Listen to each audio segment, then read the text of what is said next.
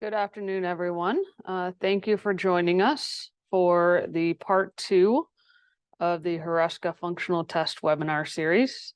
This webinar is a historical perspective and rationale behind the Hruska Abduction Lift Test. And if you have not found the handouts yet, they are available on the webinars page of our website. I will include a link in the chat here as well for you. But if you want to follow along with the handouts, they are available online. Just as a reminder, we will take some questions at the end for 10-15 minutes. So if you have questions, please hold those till the end, and we will take a few questions live on this webinar. But thank you again for joining us, and I will turn it over to Ron. Thank you, Jen. Thank you, everybody, for being here.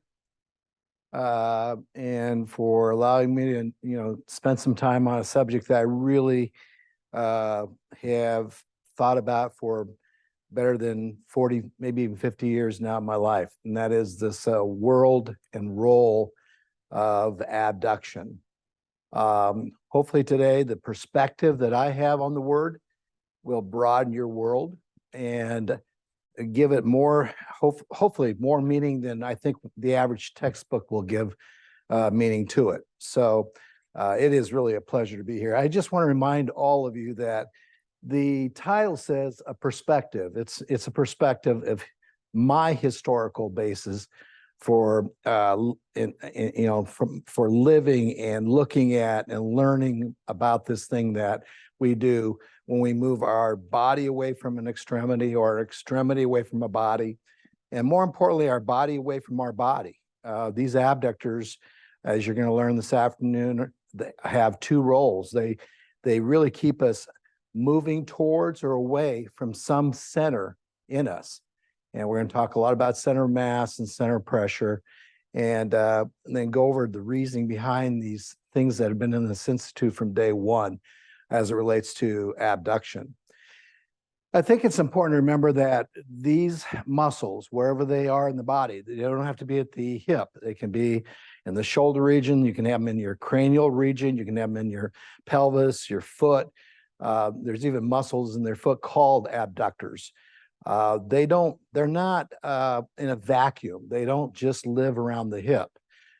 This webinar will concentrate primarily on the hip abductors, but I'm going to slip some stuff in there. If you can understand the hip, which is the primary group of abductors we have in our body, I think everything else will make sense from a different perspective. And that's what I'm really trying to hope we cover this afternoon. They are responsible for pressure. They pressurize us. We are sensing ourselves and what's going on in ourselves and around ourselves. That includes both physical pressure, psychological pressure, and definitely physiological pressure. So they are a group of muscles in our body, and they do work as a group that gives us the meaning of pressure. They center us. They keep us in a position of control, if that's possible. Each and every one of us has a different center of mass. I'm not talking, we're going to break this up. I'm not talking about center of gravity. I'm talking about, who we are, our ubiquitous nature of being us, our uniqueness, our thumbprint of posture is really how we center our mass, and we use the center of pressures to do that, which I'll cover. They are the most important muscle of the body. This group of muscles, the most important muscle of the body to keep us grounded. When I push over to one direction, I'm using a foot to do it. I have to use the ground or surface of the floor that I'm standing on to get it done. We can't realize how to lift an arm up without getting it done below. I'm going to talk a little bit, maybe I should be talking more about it, on how our upper extremity is totally built off of the developmental guidance that was provided by our abductors, or our hip and our ankles. They also give us this assistance with opposite arm function. When you say right, you have to think left. When you say left with your arm, express with your arm, you have to be thinking right. We'll talk about the Trendelenburg of the arm. We get all these wonderful pictures and textbooks about Trendelenburg gait patterns. You are working more with Trendelenburg arm problems and patterns than you are, in my opinion, my perspective, than you will ever work with a pelvis or a hip. And then they allow us to lower ourselves. They allow us to actually let you relax your knees, relax your quads, relax your back extensors, your neck. They allow us to lower ourselves to the floor we're standing on. Without abductors, you wouldn't trust your body to do something like that. You would have to find every way you could to replace those abductors. Abductors are not replaceable. There are a lot of muscles in your body that are replaceable, but when you lose an abductor, you're gonna lose the abductor. You may compensate, but you can't replace that activity. And the way that the abductor is working, and the way it's pressurizing you, centering you, and moving you from side to side. So I just want to remind you, those are just things I just wrote up right before we started today to keep you all mindful of the fact that this is a very important concept, and that concept is posture. How do we pattern our posture depends on how we emerge as humans with function that's centered around abductor activity. So that's just an introduction. Our human posture patterns emerge as a function of ground support. So, I don't know, Jennifer, I just don't want that to be in my way. Of mass and ground sense of pressure. To maintain upright balance, it's important to control the position of the trunk in the center of mass that's located in the trunk somewhere in your body. It's somewhere in the trunkal region. And this emergence of this pattern is located in the trunk, as I said, but it's also steered by the trunk. So we steer ourselves with our trunk as a platform for our visual and vestibular sensory organs. Our arms do not steer us, our legs do not steer us. We are body on body people. Our vestibular system, our visual system, as Buchanan will tell you, and Horak will tell you, one of my favorite people in my past, Horak's work. They'll talk to you about this need for us to emerge with this postural pattern as a function of vision and frequencies of how we translate from side to side. And it requires, obviously, abductors to do that. Now, before I go any further, I should just give you a little disclaimer. This webinar, for some of you, will be more of a simple dialogue. For others that are going to watch this in the future, it could be a little complex. I can't give a 2-day course on the pelvis. I can't give a 2-day course on the shoulder. But our institute really has presented all the material that you're going to see in this webinar someplace in some course. It's heavily influenced by what we instruct in the pelvis course. There's a lot of eye and eye activity. That would be a course that talks about impingement instability. So for those people who have not attended those courses, it may be a little confusing. I try to write it in a way that will give you the opportunity to Google it, research it, or even look into a course that talks more clearly about the specifics of subject matter that I can't get into this afternoon. Whenever I can, I will, if it relates to the world of abduction. So I just want to throw that out to everybody who's listening. Our central nervous system coordinates our joints and our muscles and regulates our sensory information from our visual, somatosensory, and vestibular systems to maintain this thing called balance. Our posture orientation is equivalent to how well we regulate balance. Upright balance, standing, walking, or running balance. So I just want to make sure that we're all on the same page with that. Translation of our trunk from side to side on the ground surfaces that we stand on or move on, that move toward or away from our center of our body also moves the sensory systems within and outside of their optimal operating ranges. We all have operating ranges. Some of us have large ranges, some of us have narrow and smaller ones, and some of us don't have any at all.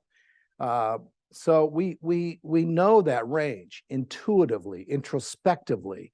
It's a interoceptive concept. What is our range? How far can we move from a center? And how do we do it? What are we going to do that with? We do it through pressure. We do it through a center of pressure somewhere in our body. If I touch a wall when I lean to one direction, I'm reducing the center of pressure demands on maybe one of my lower extremities. Vision will reduce center of pressure. Your vestibular system is what puts the gas on or takes the gas off based on how well we pressurize ourselves to move our center of mass. Our central nervous system controls our position of our center of mass through recognizing this transitory, unfamiliar platform of movement, proprioceptively and mechanically, and it reacts to gravitational forces by holding us, slowing us, or dampening the way we move and the way we descend. This webinar could have been called The Historical Perspective and Rationale Behind the Hruska Dissension Test. So keep that in mind. That is a major word in this webinar, dissension, lowering. Losing the ability to descend our body or our diaphragms of our thorax and our pelvis restricts our ability to lift ourselves, raise our arms, and ascend on the other side. This alternation of descension and ascension, or abduction and adduction, allows us to move ourselves forward freely as we go forward. The abductors of the hip are the first muscle group or groups that become restricted, passive, and yes, even dormant if this alternation is lost. When you say alternation, when I talk about alternation, I'm talking about abduction. You can't really get good, clear alternation through just adduction. You have to have A, B, D, U, C, duction. Upright function on two legs involves continuous compensatory adjustments of the musculature through feedback and feed forward control to stay balanced.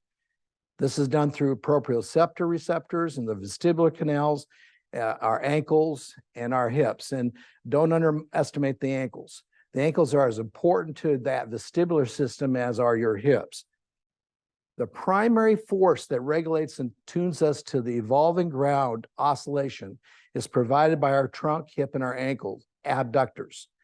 Abductors should descend us on the ipsilateral side as they ascend our contralateral side as we shift from side to side. This webinar is designed to help one identify and assess these sites of abductor control, dissension, activity of our body as our center of mass is elevated on the other side. Designing programs to reduce undesirable upright disorientation and intersegmental unstable coordination of the trunk's center of mass requires an understanding of how the hip abductors, especially the hip abductors, work when in single leg stance or double leg stance as arms hang by the side of the body or when they are above the shoulder. I asked Jen to put a few of these in this webinar for you to be reminded that back in the early 90s, late 80s, I really had the opportunity to work with a number of people in my life from all walks of life, pardon the pun, but from all parts of movement careers. And I really try to keep, them to be mindful of how important it was to flex a knee whenever possible. So the first thing, this is dated back in January 4th of the year 2000, and how important it was for me to introduce to these people I was working with, flex a knee. Because once you flex a knee, your abductors are on. If you straighten your knee out, extend the knee, your abductors really are confused. Your vestibular system's confused. You basically lock out the world from entering into your soul. And so I would spend hours, and back then, I didn't have the computerization or the technology we have today. So if you look at some of these, I think, Jen, you include four pages of this. You just, at your leisure, I wrote everything out. I didn't have time to type, didn't have time to Google things to help people get it, or even for that matter, use an iPad to send it. But that was a big deal, bending the knee. And then we went into the sideways activities. How to walk sideways, how to do side to side. If you look at number 2 on that, this daily home program I set up with this individual, daily side to side, feet off the off the wall. In other words, they were doing things to figure out how to rotate themselves by always keeping in a 90-90 position, keeping that knee flexed. Knee flexion in the 90-90s allows abductors to immediately work. That's why the 90-90 historically is so important.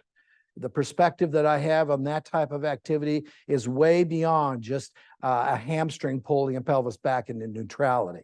It allows you to get into a position where your resonance now is automatic. You don't inhibit anything. At that point, you're facilitating everything that's going to handle gravity. So I'm just giving you one example of that. Another home program that I wrote up in 330 of the year 2000, you'll see that I did a lot with TV side-lying leg lifts. Back then, everybody watched TV. They would do their exercise if they laid on the floor and they put a foot up on a couch and had one leg up and one leg down. And they did it on both sides. And that was their number one exercise. And when their number one program was to do these leg lifts with tubing around their ankles. Ankles were big to me, and they still are. We have in this institute things that help you engage ankles. You put a ball between your knees, you're activating ankle abductors. You're activating plantar flexors of a big toe that abduct. So this is history. This is where it all came from. Ambulating sideways up a stairwell, number 4. The next one's an example of what I finally got smart and I typed some stuff up for my patients with TheraTube exercises. And this says hip TheraTube back in June of 2000. And if you look at number 3 at the very bottom down on that page, it says side lying on your side and under your head, your hand under your ear. All I'm trying to get across is these are things that I had people do, side lying leg pulls. Side-lying was a big deal back then to me, and it's still a big deal. And number 4, I even wrote down side steps, on stairs, side walls, side steps, going upstairs sideways. Back in November of that year, I sent another home program out. This is called side-lying leg lifts. We have all these techniques that you see now in this institute started out like that. That's where they came from. They were designed by patients who told me this works best, this doesn't work well. I will only do 3 or 4 things. You don't see more than 3 or 4 things on these handouts. So look at the very last one. The last one you must do. Lay by that couch, put your leg on that couch, and learn how to continue to push your hip down and raise up the other leg. Again, I just wanted to make sure that if there's any question of where this material came from, I want you to see it. So this is an abduction system. The perspective that I had underneath all these patterns of mechanoreception came from that concept. You have to really get into the mindset of your vestibular system by pulling out these abductors whenever possible. Abductors inhibit extension. They inhibit sympathetics. They are the most sensitive mechanical proprioceptive information you've got. You use them for standing, you use them for movement, you use them from side to side activity and even thought. So the most sensitive mechanical proprioceptive information for standing is probably that from the mechanical receptors in the ankle and the associated muscles and those in the soles of the feet. Adductors of the body are products. They're products of mechanoreceptivity, of length and weight of body parts. They are responsive to length and weight of your appendicular resources, arms and legs. Our mechanoreceptors are sensitive to the growth changes in legs and weights of our body. Our legs and our arms are probably the same on each side in terms of size and heaviness. But to your brain, one is going to feel heavier, one's going to weigh more, one's going to be less sense, one's not going to weigh at all, possibly. One's going to feel longer, one's going to feel shorter, all because of the receptivity that was received in growth and development of your body to gravity using abductors. They're the one that gives you the sense of strength, the sense of power. The group of muscles that are responsible for this anthropometric control of both the body and the extremities are the abductors. They are our postural pressure muscles. They're influencers. Just like we have technology influences and we have social influencers online, we have these things inside of us that are pressure influencers. And those are your abductors. They are closely associated with proprioceptors and mechanoreceptors, especially in the foot and the ankle. They are finely calibrated by means of continual practice in some controlled activity that utilizes them. When you're in control, you have the use of your abductors. When you're not in control, you don't know where your abductors are. You don't use those abductors. You are locked in. You are stationary minded. You're closed minded. It's an extremely important perspective of mine that I've always had. You can tell who can't take on a new technique or exercise because they can't let go of that single mindset that they have, and that is extension or moving themselves forward on a line, not in a world that's got everything around them that they don't experience.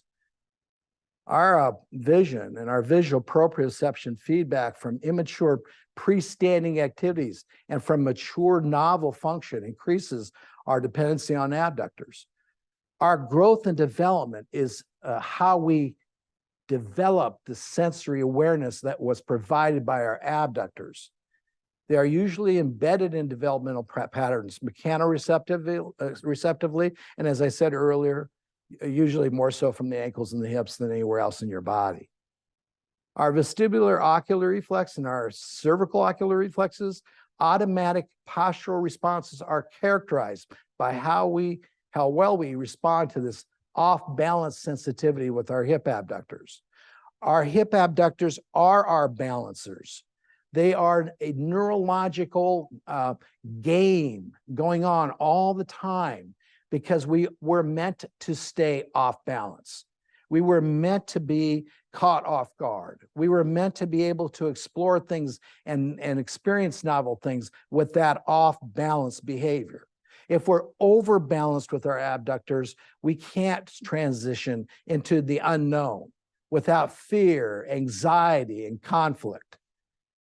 This response suppresses the adaptation of undesirable cervical stabilization for upright postural control. It's a guarantee that individuals who overuse their neck for upper extremity movement or for just daily upright life probably are doing things at a level in this Hruska Abduction Lift Test of a 2 or a 1. They can't move out of it. They can't transcend. They can't transition. So that leads us to this thing called the pelvis.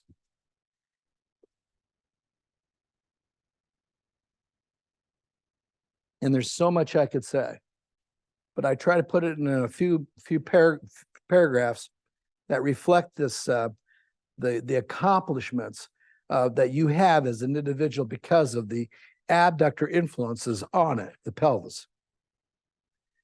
If your femur can abduct, your thorax diaphragm and your pelvic diaphragm on the same side can also descend. And that's a major, major issue. Our diaphragms in our body ascend and descend every time you raise an arm, every time you take a breath, every time you kick your leg forward.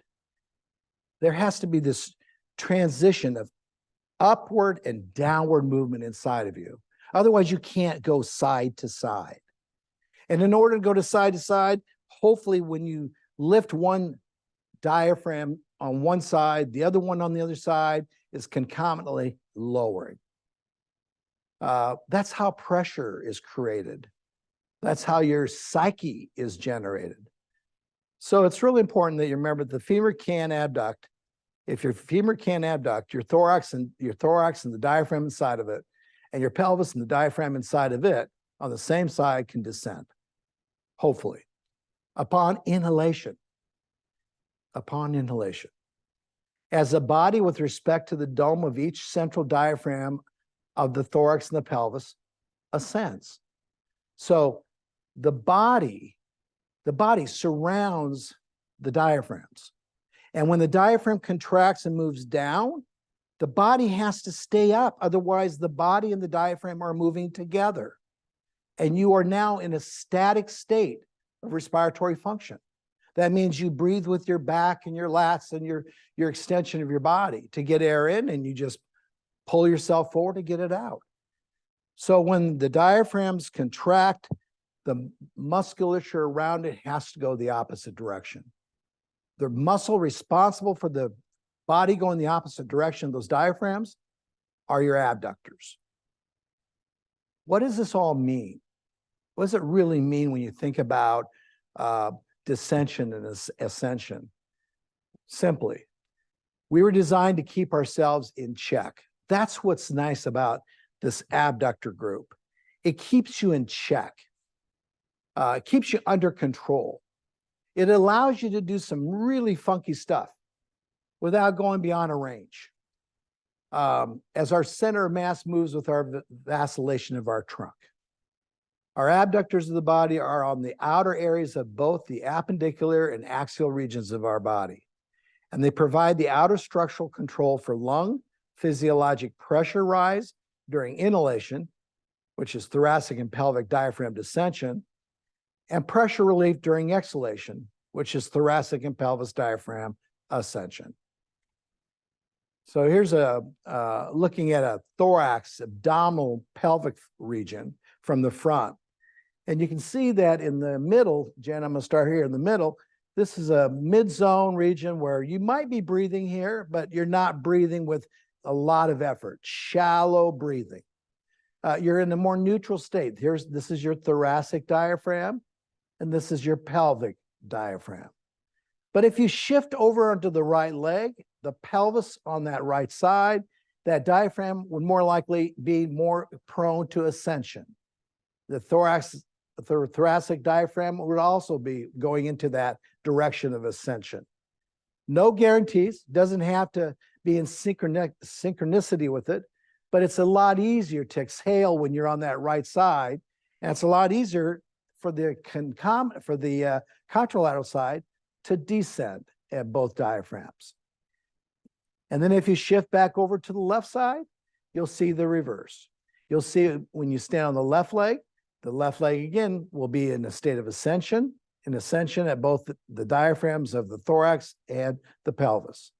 This back and forth shuddering, this back and forth movement is what we all have to have so that we're never locked into a state of one phase of respiration. Our respiration is controlled by the things that move us to that side and to the left and to the right. Something's got to move us there. Our respiratory cavity will move you there, provided that the abductors are working correctly with those thoracic and pelvic diaphragms. Otherwise, you can't move. The airflow, the pressure inside your cavity will block that movement. And now your only way you're going to move from side to side is you have to lock out your knee. You have to extend your back.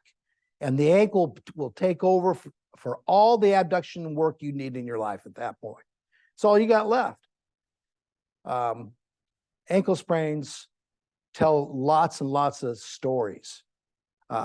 They occur very easily. You can hit a small pebble and sprain an ankle if you cannot keep your knees unlocked, if you cannot shift from side to side, and most importantly, gentlemen, go back, if you cannot do the big D, descent. Abductors are responsible for dissension, lowering. Those that hold their breath or want more air in their lungs are more than likely to hyperventilate, to hold themselves up with this accessory stabilization provided by the descent of the thorax and the pelvis diaphragm. When you see people that have descent, lots of overactivity from your abductors, they're hyperventilatory. They want to abduct more. They can't center themselves. They don't even know where the center of their body should be. They're searching for it. They think it's somewhere up there. It's got to be somewhere up there, and it's got to be somewhere down there. as the pelvis looks down and as the thorax looks up. They're not centering themselves from side to side, left to right in an upright, horizontal manner with vertical shifting. They're only verticalizing themselves for everything. So their ability to really lower themselves and descent themselves is a neurological cortical dysfunction. It's a cortical disability. It's a respiratory disability. And there's no abduction program in the world that's going to get that person to abduct if they first can't learn how to correctly descent themselves. The dissension will be corrected as soon as they get one half of their body to realize how to ascend. And the other half of their body should follow dissension. So they can start rattling and rolling again. It's called frequencies. It's called rhythm.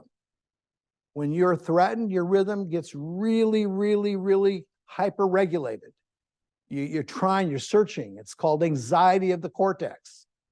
So when I see a picture like this, I remind all of you, perspective on me is that's not a physical issue. That's not a physiological issue. That's a psychological issue. When we inhale, we pull ourselves together against gravity with muscles that connect to the midline or the midline regions of our body. The previous webinar in the series focused on the adductor muscles that are more horizontally positioned to stabilize our foundations for hips, shoulders, and ribs that expand and move away from the midline during inhalation. These adductors of our body pull the two sides of our body together as we inhale. They check our outward expansion as our diaphragms are descending or are descending upon contraction. The primary muscle that we use to position our unique and ubiquitous center of mass around our center of body and the hip are the hip adductors and abdominal muscles. The primary muscle, however, that we use to develop pressure to work around the center of mass, to develop a center of mass, awareness of a center of mass, are our abductors. The pressure under our feet, above our pelvic floor, under our thorax, under the thoracic diaphragm, and under the shoulder blades are all regulated by our ability to abduct without losing control of our center of mass and pelvic floor descension. Therefore, someone who can lift their leg against gravity in a side-lying position without overextending their back to do so, more than likely can inhale as their thorax and pelvis diaphragms move down or descend into their respective thoracic and pelvic cavities. Additionally, they should be able to exhale as their thorax and pelvis diaphragms move up into the respective abdominal and pelvis cavities without the need to lower their legs. I show you this picture and I show you this next one to remind you that when you see someone do something like this on their side, you know that same individual can move with her body in a upright state horizontally better than she can move her body in a forward or backward state. This is a gift. This is a gift. This is what those 4 home programs I showed you earlier in this webinar I am after. That's not only a gift, but that makes someone very, very balanced emotionally, very gifted physiologically, and very empowered structurally and physically. We all have this ability. Every single one of us have this ability. And if it's not developed early on in life, your ability to develop it gets harder and harder and harder as you grow older and grow. So I'm only showing this to you because we think that this is too hard. This is too much to ask. It's too much to get on the other side and do the same thing. I see an individual who has complete control of both her diaphragms in both the regions that she has diaphragms. One's ascending, one's descending. Pressure's being regulated by how she's breathing, but not because she's breathing for that ascension or descension. Regardless of how she's breathing, Her body's ability to sort out what would be appropriately needed for pressure to do that inside of her is being done because of what you see what you see her doing. Her shoulder on the right side is totally reflective of her ability to abduct that hip on the left. This person's shoulder on the left side, Jan, I'm going to go back, is totally reflective of what she did on the right. If that shoulder was not engaged with that leg correctly, she wouldn't be able to pick up that leg. And you would then say she has weak abductors. And the reality is you didn't put the body in the position for those abductors to ever be realized. That's my perspective. It always has been my perspective. And anything short of that is not the human's built system by design for this type of activity that keeps your brain emotionally relaxed, your psyche emotionally relaxed, and your physiology more than ever relaxed. 2 pictures just to put in your brain and brand it. That's what the Hruska Abduction Lift Test is asking your patients to be able to do. And then with that test, where are you in the sequence? Where did you go wrong as you attempted to do this? What step was missing? What specific region should you go after? How would you go after it? By looking at the step before it or the step after it. If someone cannot lift their leg in a similar manner as shown on that previous 2 slides, there's a possibility that the abductors that are raising or abducting the leg are limited because of poor center of mass regulation. End of note. You change the center of mass regulation and that individual will go from a 2 to a 5 very quickly usually. But you got to help that individual find their center of mass. And to do so, you have to introduce centers of pressure, references, reference, perceptual sites, secondary to thoracic and pelvic diaphragm internal pressure regulation, or both. That limitation of that poor center of mass regulation or poor breathing mechanics, secondary to thoracic and pelvic diaphragm internal pressure regulation, or both. That's why they can't lift their leg. They didn't show you and demonstrate an inability to lift their leg because all of a sudden it got weak. If it did get weak, it's because of this slide. It's because of mass, pressure, and respiration.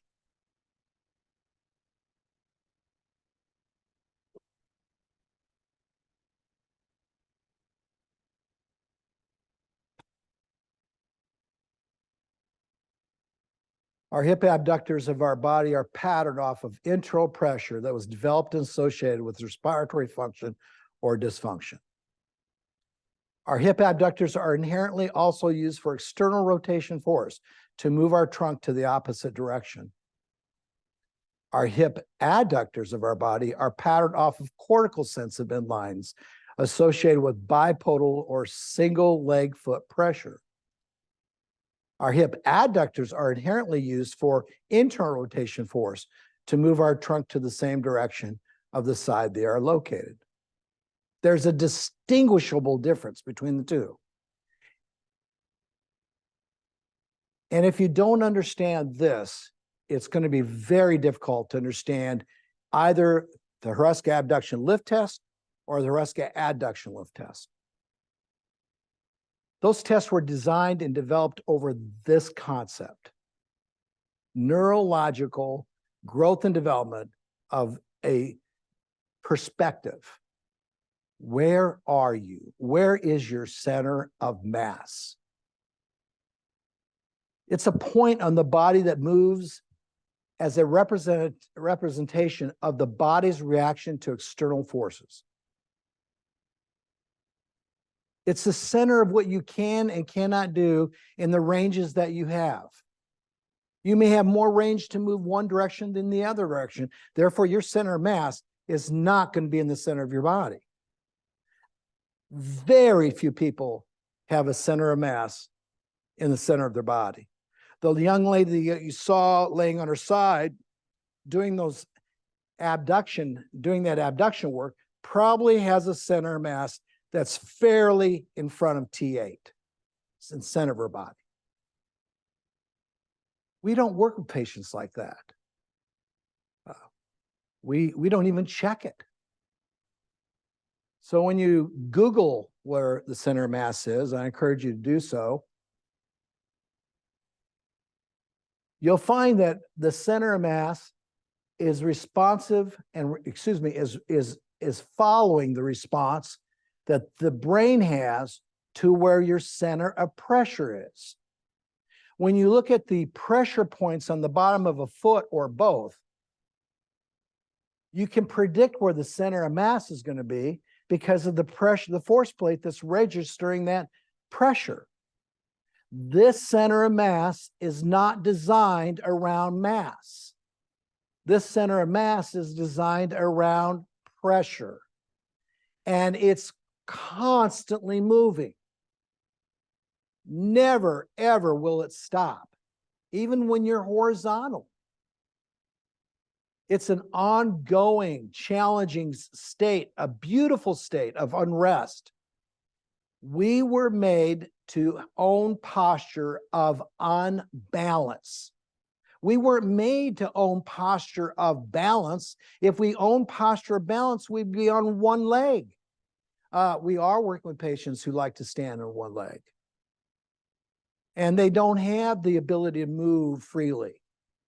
They have ranges in one direction and none the other because of that inability to get that center of mass to start to resonate, to shift, to coil, to rotate, to go up and down, to dance. The kinesics of our body are designed around that force that's applied to the bottom of that foot. And in a bipodal system, one foot goes down as the other one's going up, just like your diaphragms. And to regulate a center of mass, you should be able to lay on one side and regulate that side as well as you can lay on the other side and do. The major distinction between the center of gravity and the center of mass is that the center of gravity is the position at which the entire body weight is balanced, while the center of mass is the position at which the entire mass of the body is directed. We have an institute here in Lincoln, Nebraska that initiated with that concept. Pattern direction puts you in positions where your center of mass is having a difficult time to respond to cortical function that you want from your body without re-registering proprioceptively, mechanoreceptively, the sense that you feel, the sense of what's going on underneath your feet. Our hip abductors control that sense. Our hip abductors and contralateral pulling hip adductors have the greatest influence in our center of mass direction, patterns, positions.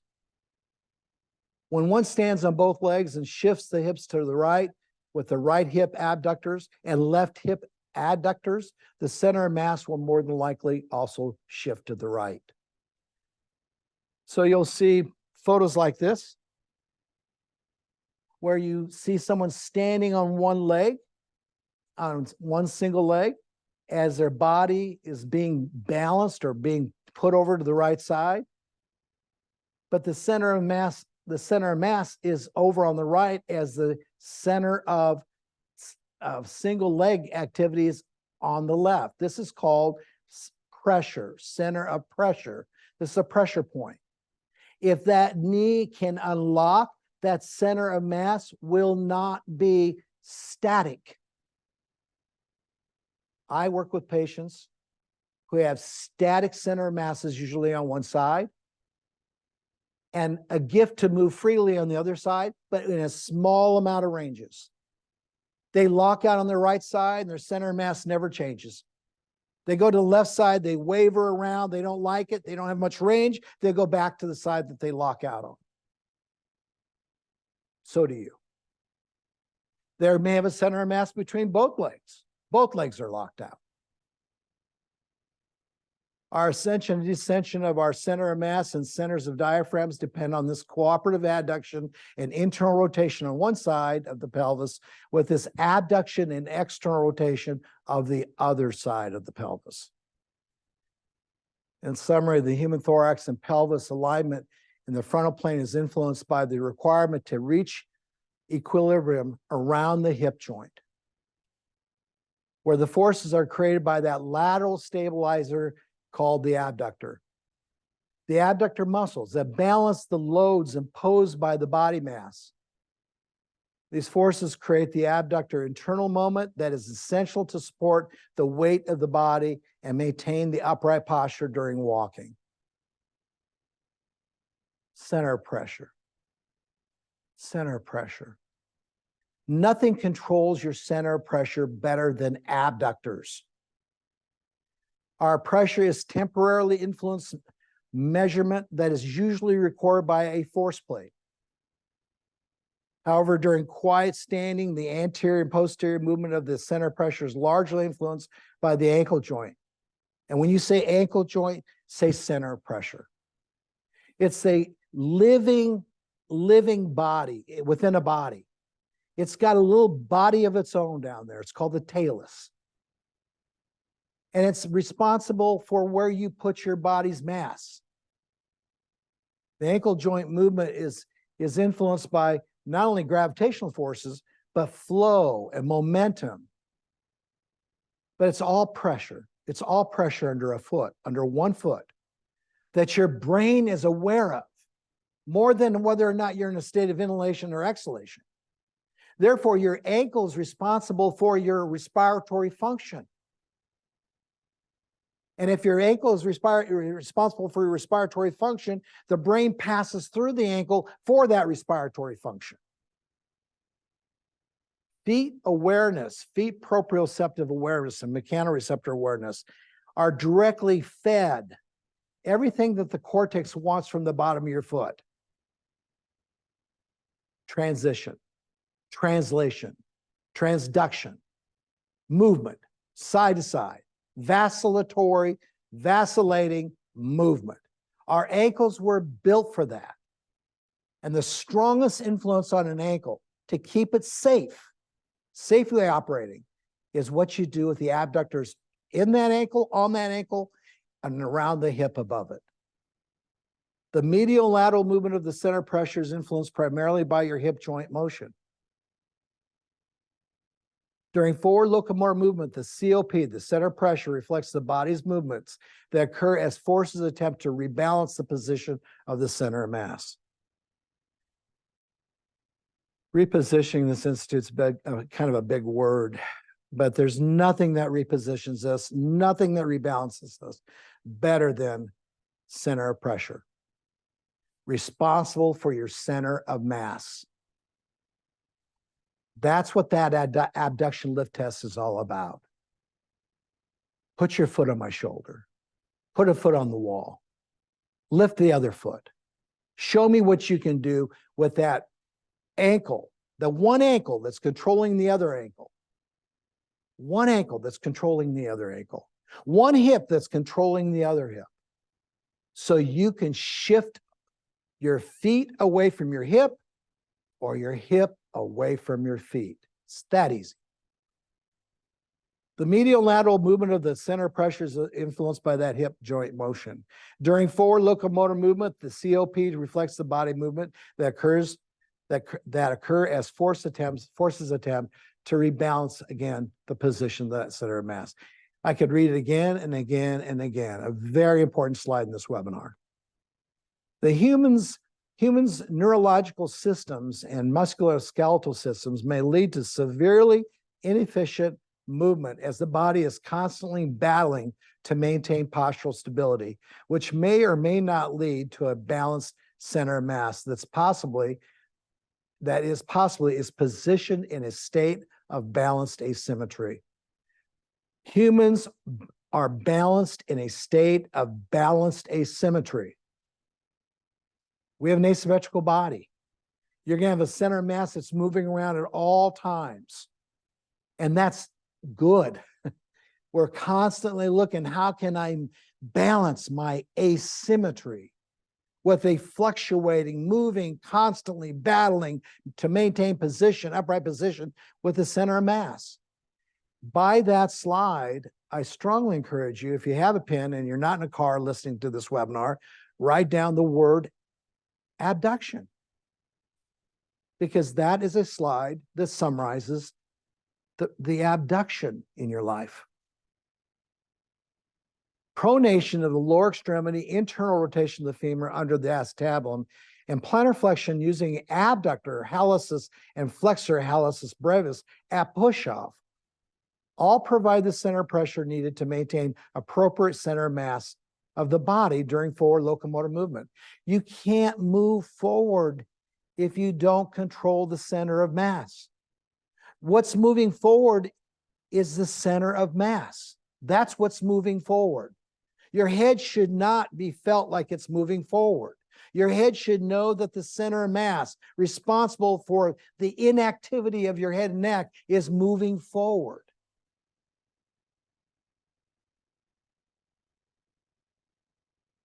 Since the hip controls minimally during push-off, there's great activity in the right forefoot for pronation, postural stabilization, and transverse plane control. The foot complex is under active contraction with supination that are highly active in a pronated state when push-off occurs too laterally. Normal weight bearing and function at the first MP joint or first ray is impaired. Impairment of the ankle has probably the greatest influence on the respiratory system because of its impact on where is your center of mass than anything else in the body. Therefore, our supination, our over-supination, our over-external rotation of a femur under an acetabulum reduces the ability to laterally move the body to the contralateral side. Our vertical center of mass becomes localized over the homolateral center of pressure point or the right forefoot, contributing to limited side-to-side lateralization. And I said earlier, for some of you listening to this webinar, I know I'm going a little fast. I know there's a lot of words coming out of my mouth, but you have a handout that accompanies this webinar. And I encourage you to look at it and study it and think about it, because this is all evidence-based research activity. It's all been demonstrated. It's all been explained and expressed. It's not something that we normally would put in this type of language when you talk about abductors. By demonstrating the ability to internally rotate the right femur into the acetabulum without rotating the pelvis or torso in the same direction, prior to abducting the right femur on the acetabulum or the right acetabulum on the femur, indicates that the center mass of the torso can shift to the left without losing the lateralized location of the ideal center of pressure reference provided by the right great toe and its internal rotation plantar flexion support for the proximal external rotation force on the leftward moving acetabulum. That's one sentence, intentionally written to help you understand the integrativeness between the hip, the ankle, and your center of mass. This is the reason, that last paragraph is the reason behind level 3 of the Hruska Abduction Lift Test. She's laying on her side. Janie's laying on her side. She's got a foot on this is called the center of reference, a pressure point, a force plate. And as that leg is internally rotated, and as that hip is going down on the floor that it's laying on, she's capable of taking her upper hip and turning it in. And if you're confused on why, go back and look at the last slide. Rationally. Level 3 requires the ability to rotate the top extremity inward without moving the top pelvis forward.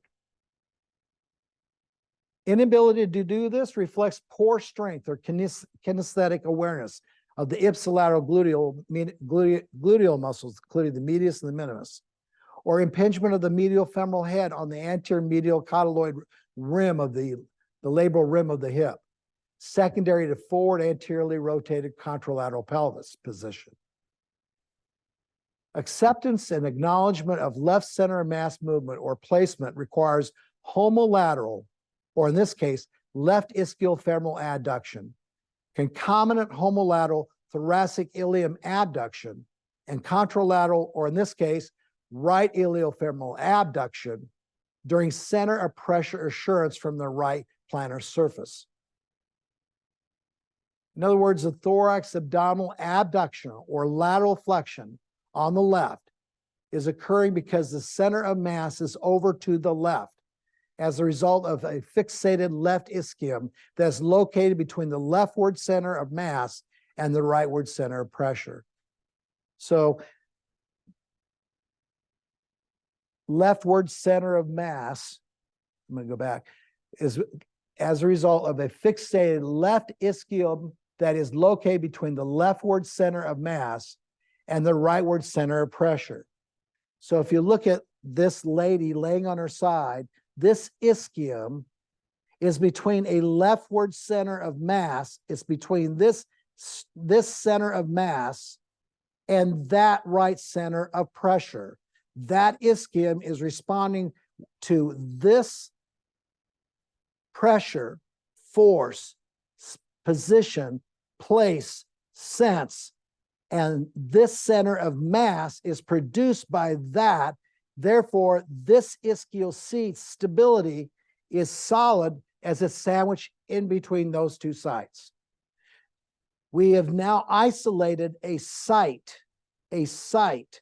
for hip abduction to occur here and for active hip abduction to occur here. One's more eccentric, that would be this, and one's more concentric, that would be this on the right side, which we'll cover in a few more minutes. Let's talk about inverted pendulums. All of the Hruska functional test outcomes reflect the orientation of the individual sense of location with respect to the spine, its sacral base and sphenoid base. Jen, I'm going to go back to the last picture. This person's inverted pendulum is being shifted to the left. It's going to the left. The leg is going to the right. The leg is going to the right. The body is going to the left. So when you look at humans movement on you have three inverted pendulums. One's called the sacral base. The sacrum go to one side as the head and the body's bob goes to the other side. Or it can go to the other side as the head is moved to the other side. I hate to even put left and right on it because it doesn't matter. The sacral base, the space between your hips, gives your brain a sense of need to abduct. I'll say it again. The sacral base, the space between your two hips, gives your cortical mind, cortical being, a need to abduct when you're upright. Without that sacral base flow from side to side, your need to abduct doesn't exist. You're too static. The foot and ankle on the right is the second place for your inverted pendulum to work. When the sacral base is, when the foot and ankle, has been replaced by the sacral base. Or when the foot and ankle on the left, when the leg is going to left foot and ankle provides your third inverted pendulum. Abduction is built off of those three inverted pendulums when upright. These inverted pendulums are constantly seeking resolution to guide the body and head and neck toward the unstable fixed point at the top of the pendulum. Our necks should not be overstable. They should be free. They should be able to move. They should be able to resonate and flow. They should be fixed. The fixed point, since the fixed point is unstable, the body or bob, the head, must be balanced relentlessly to keep it upright. Put a smiley face by that.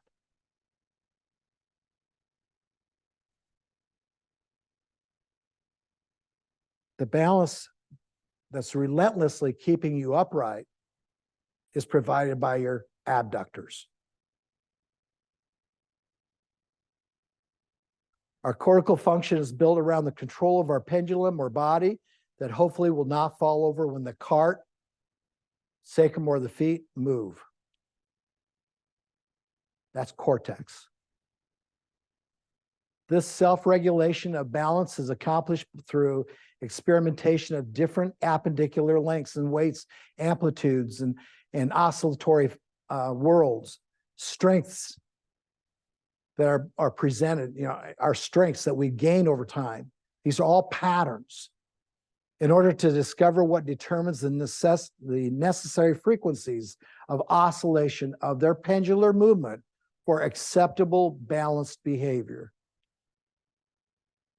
We're built of hundreds of little slinkies. We should be coiled up and moving and have no fear, because balance is not maintained over a range of angles and not just at one angle. They all got to be wobbling and wiggling and moving. What keeps us from falling apart are our abductors. Any resting equilibrium position of the pendulum is unstable, and in practice, temporary. Not going to last long. Movement to a different resting equilibrium position can only be accomplished by biphasic throw it, catch it patterning of torque, and not necessarily by an elastic mechanism. Throw yourself out there, catch yourself. Throw yourself out there, catch yourself. Move yourself away from your body, catch yourself, stop yourself. Maintaining quasi-static or control when on one leg for balance requires 50 to 100% of the maximum hip abduction strength in both young and older adults.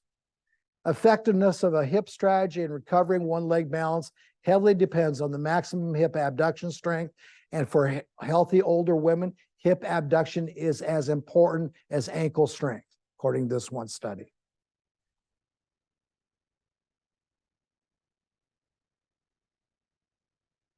Much of this one leg control balance, gentlemen, go back. Much of what we've done in this institute is with control balance. We try really hard in this institute to get people to control balance by feeling their center of mass, by not feeling their center of mass, acknowledging they have a center of mass that's over to the right, provided by the single leg center of pressure offered on the left. We work with patients who have center of mass over to the right on top of center of pressures that are also over on the right. So when you see Janie standing on the side of this, on sides of stairs, this picture and the last picture are the very same thing. Much of this one leg control of balance is provided by the standing hip abductors, those eccentric abductors on the left, she's pointing to them, and the concentric abductors that are on the right of the non-static hip. She's balancing that center of mass, even though it's over to the right, more towards the center of her midline by shifting her hip to the left. And if she can't shift that hip to the left with this activity, when she finishes this activity, it did nothing for her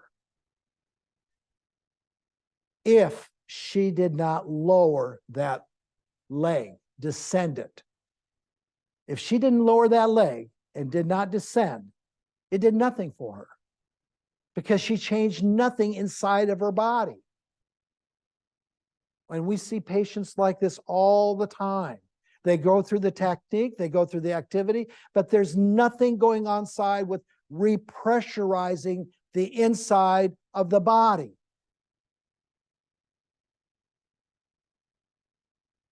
This is why my name is in front of that test. Ron, since she's going into concentric abduction on the right side, wouldn't she be descending more on the right side than the left side, since she's in more of an adducted state on the left side? She's in an adducted state on the left side. These abductors are in an eccentric state. Yes. But because she's in an abduction on the right side, wouldn't her actual pelvis and thorax be descending more on the right side than the left side? It would be. Okay. It would be, for sure. Okay. 100%. And the minute she stands up on the left side and takes another step, it would just go back. Alternate. She's playing ping pong. She's playing ping pong, Jen, inside. It's not what's going on the outside, Jen. It's what's going on in the inside. Here's Bobby, standing wall shift number 6. She's pushing her hip into the wall. She's standing on a left leg, and then she's rotating that bolster down, or she rotates that bolster up, and she's shifting on what's going on in the inside, not what's going on the outside. Her center of mass is going to the left, and then it goes to the right. It's going to the left, and then it's going to the right, because she's standing on her left leg. She's lowering and raising, squatting, and On her left leg. coming upright. What's that? That's how she's rotating the bolster. That's correct. Bending her knees, straightening. Bending her knees, straightening. This is a shoulder program. This is an ankle program for the other ankle, the right one that she sprained, if she would have sprained it. This is a shoulder program. She's teaching she's allowing her brain to experience force pressure and plate pressure to keep this shoulder in a position so it can abduct correctly when she raises that arm. That's a cervical program. That's an anti-anxiety program. I just want to make sure we're all thinking about what's going on inside for pressure management. This individual is in an upright thoracic abductive state with contralateral FA abduction. Arms are above the head. That center of mass is now somewhere a little higher because these arms are up. I don't know where it's exactly, but I can tell you it's not over just to the left. It's still over to the right.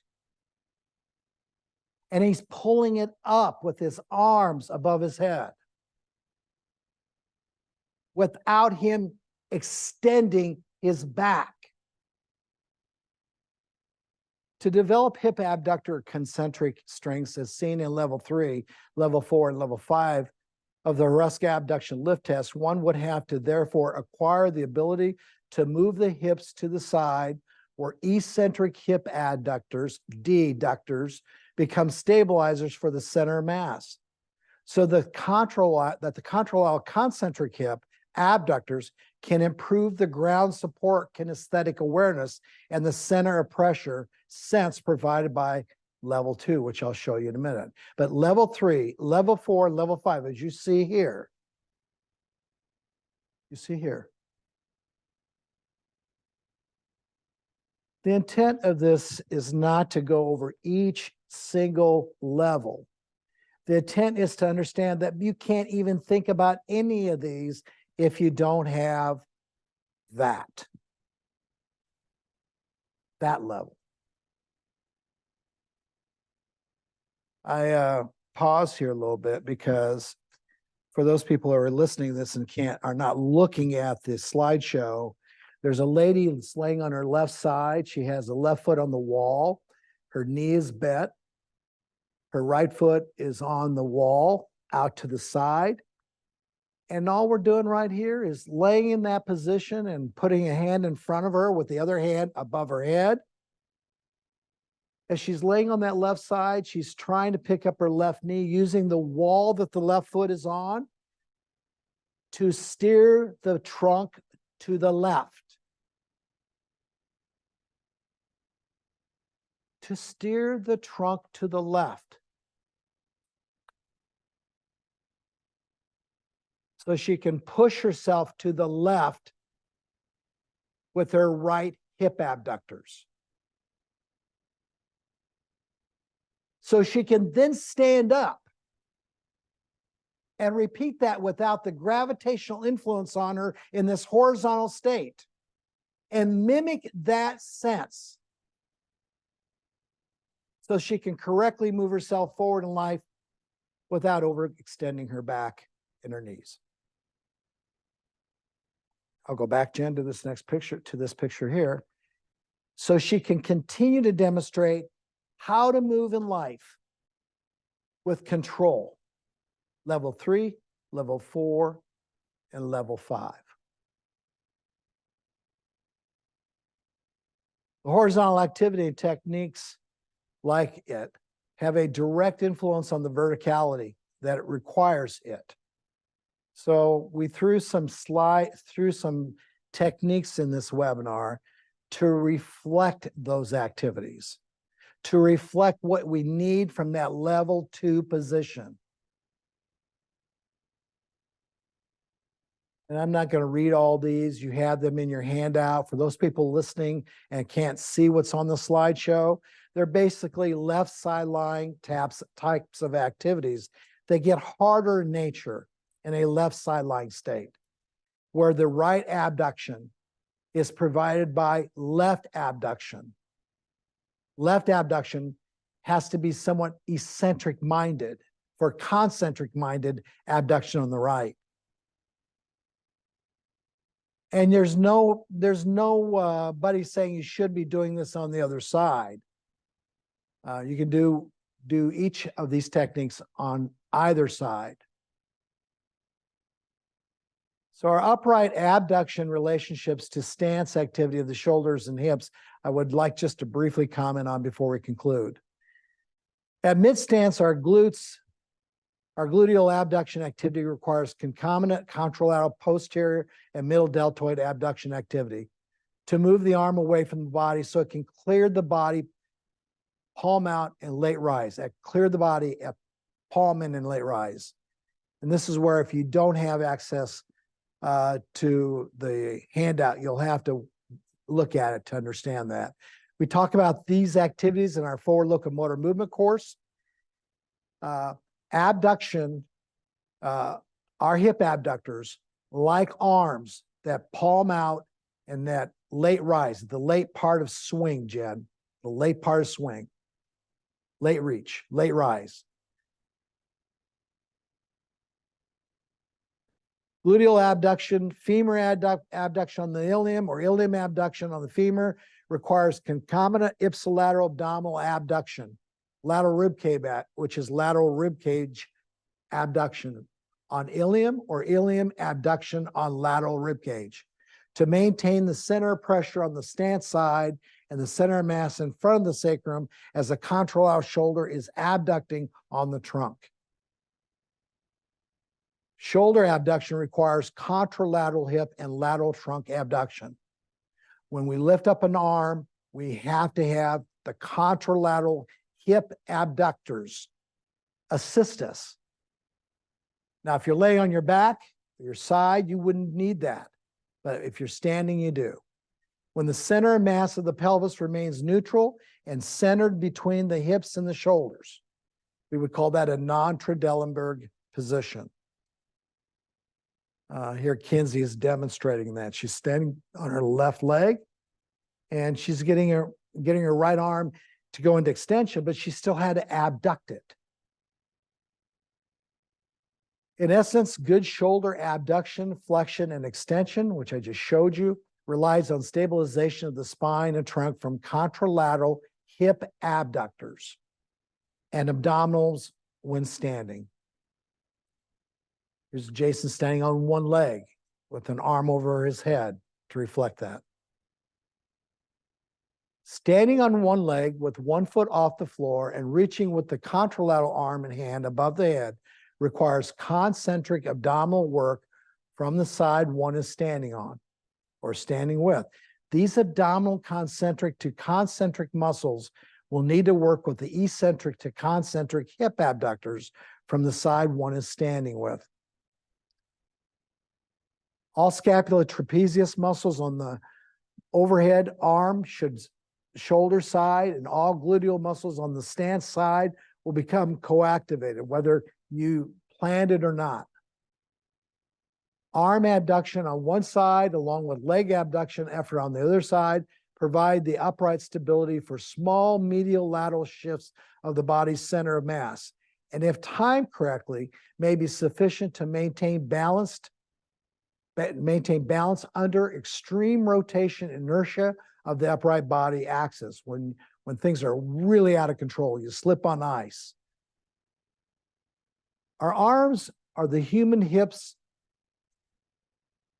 abductors, best references. And our ankles are our best allies. When we raise or abduct our arms, we create a horizontal human balance pole, a balance pole, like a gymnast would have, for effective hip abduction to manage our center of mass inertia, especially when limited center of pressure force exists. In other words, you don't trust the thing you're standing on. It's too icy, it's too slick, it's wet, and you're not sure.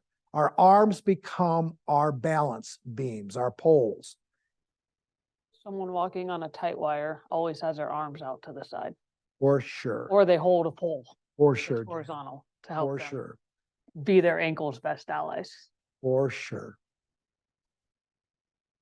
And if you reflect on what you just said, Jan, when you have the ground, you don't need your arms because the new pole are the arms down here, legs that go forward and back. Unfortunately, you see only that, but they don't. They go from what?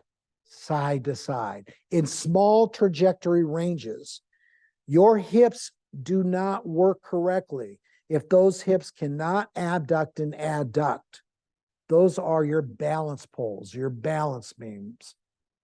They are required, otherwise you will put your arms out, one or both. The most universal identification indicator of weaknesses in the hip abductor muscles is the Trendelenburg sign. When the pelvis drops on the contralateral side during a single leg stance on the affected side, or when the lateral thorax abdominal region laterally flexes on the weak hip abductor side, during forward locomotor movement, most would consider this dysfunction as a sign of gluteal weakness. I'm in not one of those most categories, because it may have nothing to do with the strength of the glutes. It has everything to do with your strength to move yourself from side to side, your ability to transcend, your ability to transition yourself, your ability to kick in an abductor for center of pressure designed center of mass placement. Because I've seen people get stronger in seconds with their glutes as abductors by just restoring that ability for them to shift with those abductors, not lift with those abductors. This dysfunction activity seen when standing or walking could be a sign of overcentering of mass of the Trendelenburg side, with over-reference of ground by the contralateral center pressure extremity. Just what I said. Or the dysfunctional state could represent over-referencing of center of pressure, too much recognition of center pressure, and overuse of center of mass on the stable or over-referenced side with that center of pressure. Center of pressure and center of mass over-regulated means you are locked up on one side, or you're locked up on both feet. So here's a picture of somebody in a Trendelenburg position. And I like the name Trendelenburg, but there's a possibility that that position is not because of weak muscles. That ischium is sandwiched between a center of mass and a non-recognizable center of pressure on the other side. The center of pressure that that person's experiencing is on the same side that the center of mass is experienced, and they are literally being forced on that ground to stay there. That's why this word alternation is so important. And it's so important to recognize that all our primary and secondary courses especially focus on it. Alternation. And so what you see is what Jen did here. She took this and just flipped it. This combined with this is glorious. This combined with this is pain. Everybody looks at this and thinks that this is a problem, when the reality, this is a problem because they never can do that. Do I need to repeat that? I think so. I followed it with your laser.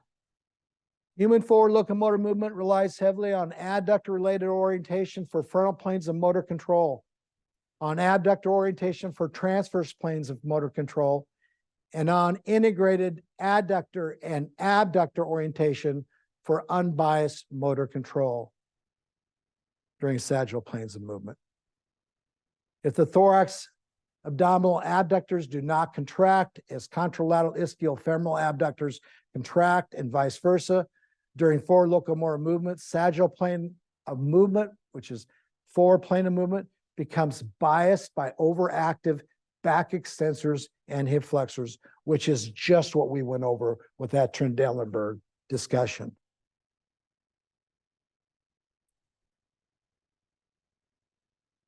How are we doing for time? Should I take, I don't think I have much more, Janet. Am I okay? Go in here, fine. Okay. Lateral displacement of our center of mass is one of the most difficult things we as humans have to deal with on a day-to-day basis. Usually this unconscious displacement leads to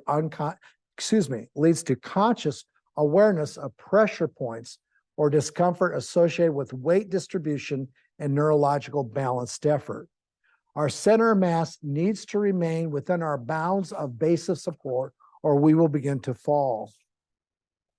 The location of our center of mass can generally be thought of as the cause, while the movement of the center of mass is the effect.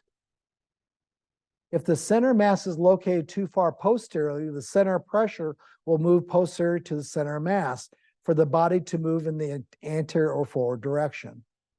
This is an example of that, where the center of mass is moved too posteriorly. The center of mass in the start too posteriorly. That I didn't say the mediastinum was full. I said the shoulder blades and the arms and the upper torso is too posterior to this, and the center of pressure is trying to get underneath of it. And we see this a lot with our patients who are overextended. It's the center of mass issue. If our center of mass is located too far lateral to the right, the center of pressure will need to move further to the right of the center of mass, which will cause the center of mass to then move to the left. That's what your brain will do to prevent it from falling to the right. So you'll see patients that look like this. Their shoulders will be lower on the right side, arms and legs will be out to the left. Center of mass is to the right, center of pressure is too far to the right. They're trying to get over to the left. As the center of mass and center of pressure become sites for associated functional cortical dominant behavior, the right ischiofemoral adductors become primary stabilizers for upright postural perturbation. And again, every time I hear the word adduction, or better, two words, heightened adduction, the problem is not the overactive adductor. The problem is the underserving abductor. This adductor bias behavior contributes to ipsilateral shift or displacement of the center of pressure to the adductor bias side when the visual vestibular system unsuccessfully attempts to regulate the center of mass to the contralateral side, as you'll see in that picture. Now the left leg is further in line with the right leg, and everything that person can do, including putting the tibia into varus, everything they can to stay on that right side. So often seen. The bias or overused adductors, center of mass on the right side of the body through hip and hip pelvis attachments reinforces the cortical postural need to co-activate the left hip abductors for center of pressure references. Now your left hip abductors are really only being used for placement. Where do you place yourself versus structural, physical holding you, physiological lift or support, thus heightening reflexive balance control sense of limited support from the contralateral side or left side. This imbalance and limitation sense of center of mass alternation and the overuse of adapted heterolateralized center of pressure directly contributes to the underlying chronic upright reactive and reflexive neurological and orthopedic patterns of behavior that's associated with lateral displacement. Management of the right lateral displacement of the center of mass or over-referenced center pressure from the left foot requires one, to minimize dependency that is placed on the right concentric-minded lateral thoracic ilium that's providing the abduction needs for the stabilization of the homolateralized center of mass, and maximizing functional cortical integration of the iliofemoral concentric position abduction from the glute muscles on the right side to enhance ease of lateral placement of the center mass to the left when either in a vertical or horizontal state of orientation. You can do that by level 4. Achieving a level 4 of the Hruska Abduction Lift Test requires one to raise the top leg completely off the wall and hold it without using lateral trunk muscles. That will reconcentricize the right glutes. It will re-eccentricize the left glutes. The inability to raise the top leg completely off the wall and hold without using lateral trunk muscles reflects poor integration between the contralateral hip adductors and the ipsilateral hip abductors. This level of activity reinforces the need to be able to minimize the right lateral thoracic abdominal muscle during lateral placement of the center of mass over to the left, as the left foot, lower extremity, and hip are pushing into the wall through the level 1 application. This is what you see with level 5. Can you extend that top leg as you're pushing into that wall with that left leg? This is a complete step in one of the stages of forward locomotor movement. Just because Janie's leg goes going out to the side and back on both pictures doesn't mean she's not using her abductors at a level that cannot be more demanding than that. When one has the ability to move correctly abducted top lower extremity into extension without extending the low back or flexing the knee or rotating the leg externally, they are demonstrating that they can maintain their center of mass orientation on the left through referencing that is offered from the right great toe, level 5. That should be the dream, the desire, the dependency of our body for everything we do, that level. Realization, I call that the level of realization. It's a big slide. It's a big level. And it takes some effort, and it takes some design. It takes some self-processing 4 levels before it. So Ron, just a quick question to clarify. So you're like level 1, your center of pressure is actually like your left toes, but you're going to switch your center of pressure to your right toes. In a level 5. Yeah, when you get to like level 4 and 5. If you can get there. Okay. Jen, I love you. Thank you. This reference of pressure provides concomitant center pressure sense, center of pressure sense that's necessary to activate the right hip abductors without externally rotating the center of pressure leg and without overextending or abducting the low back and lateral abdominals. This is a level 5 again. It should not be difficult. It's not like the abduction lift test, Jen, where most people can't even get past a 2 or a 3. If you follow the process as outlined in the level 1, 2, 3, 4, 5 instructions, and you don't have any other major dysfunction, major disabilities, or major diseases, because visual componentry here is not entering the picture. This is something that most people can get, but they have to learn how to process it by what are they getting from doing it? What did it do to them when they what, Jen? Stood up. What did they realize?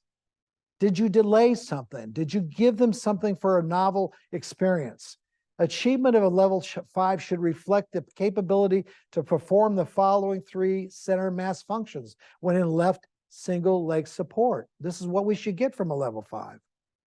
1, a center of mass to the right when standing on the left, as that gentleman's doing right there. Even on a, that's the goal. If you do that correctly, you should have a level 4 or 5. 2, center mass and centering. Can you center your mass in the center? Can you get your right arm way up in the air and your left leg down, holding you there? As your center mass, it is towards the right, but it's more centered. And 3, center mass to the left. Left hand in the air when standing in the left single leg support. You can have your hands touch, or as you can see Hannah, she has just her left hand only in the air. Left on left. Is as difficult for some patients as standing on the left, raising a right.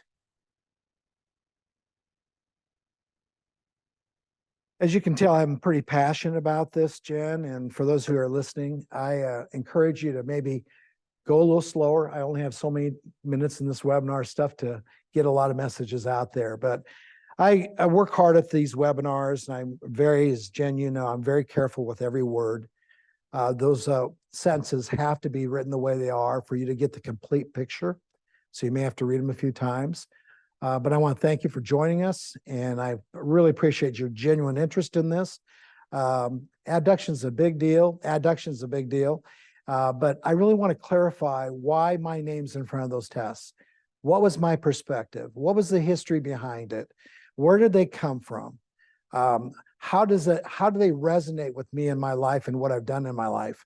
So hopefully I've done that for you today, and I'm looking forward to the next one coming up in January 26th. Okay, Jen, with that, are there any questions that? Before we take a couple questions, I want to clarify a slide that I'm wondering if there was a typo on just while we're on the webinar, because it's easier to fix now if there was a typo. But it was back on slide number 37, which I pulled up here for me, if you want to just look at this.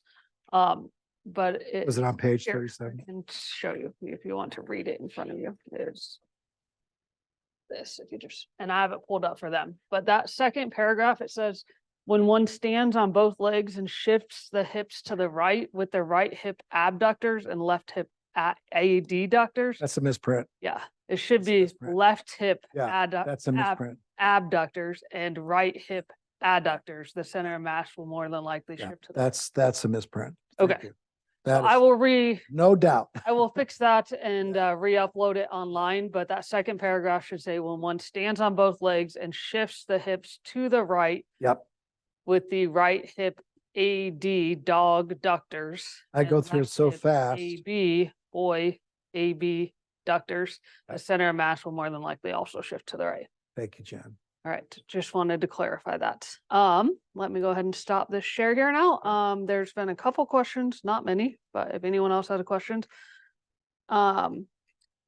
Joan asked, is the lateral rectus of the eye on concomitantly anytime that a body abductor is on, even if the eye doesn't move laterally?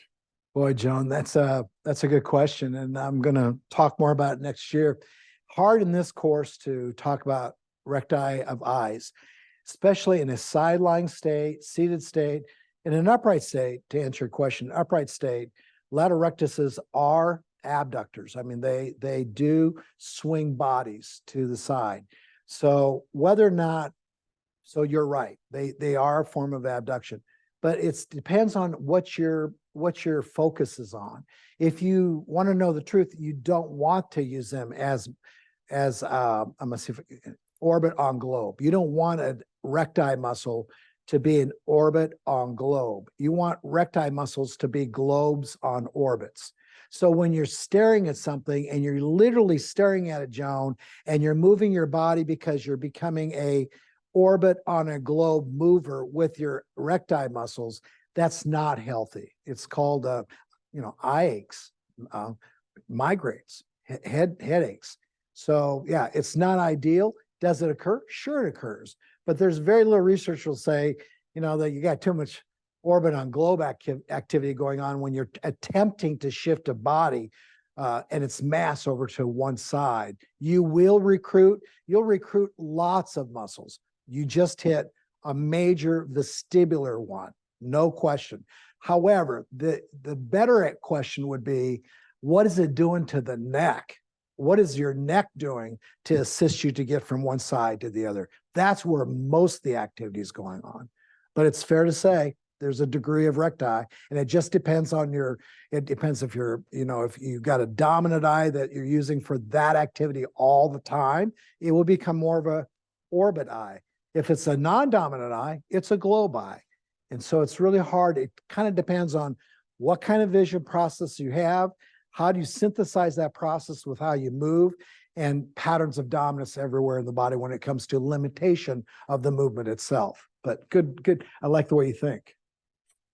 That is all we have. That's Okay. the question. I just asked if anyone else had any questions. I didn't get any responses. Yeah. So Okay. Well, thank I you. hope you all enjoyed this. Yep. Thank you again for joining us. I hope you have a great weekend.